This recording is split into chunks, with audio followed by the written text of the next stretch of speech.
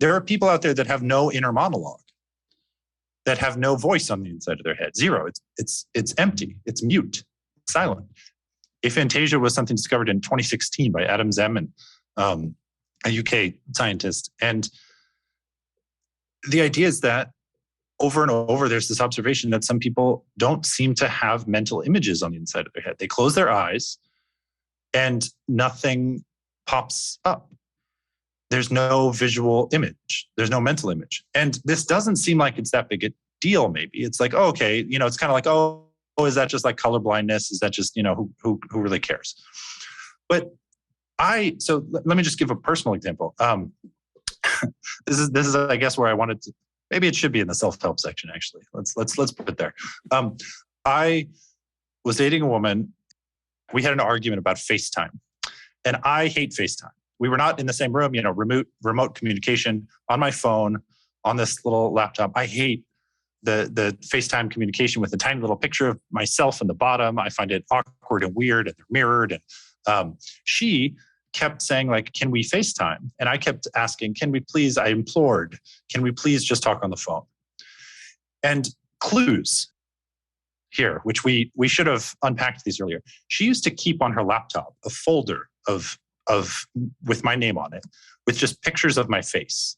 And while we were speaking on the phone, she would cycle through the pictures of my face.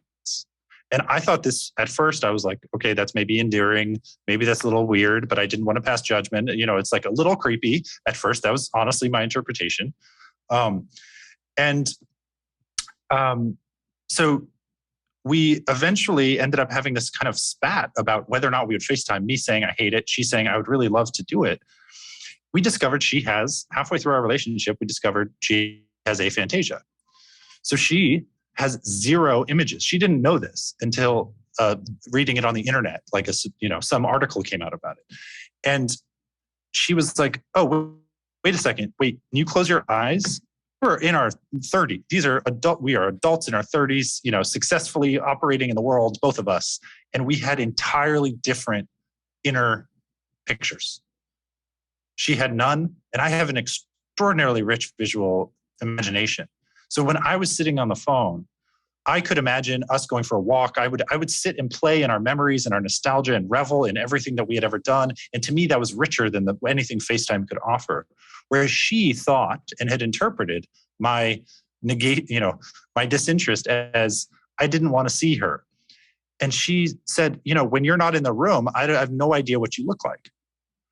When you're not in the room, I cannot picture your face. The reason she cycled through photos while we were on the phone was because she wanted to see my face as we were speaking. So this little thing, so here's the thing. Imagine yourself as the relationship counselor, right? She and I go in and we're telling our sides of the story. The actual answer is that we have different vividness quotas on the insides of our heads with respect to imagination, which is bubbling up into this interpersonal conflict about how we share the world.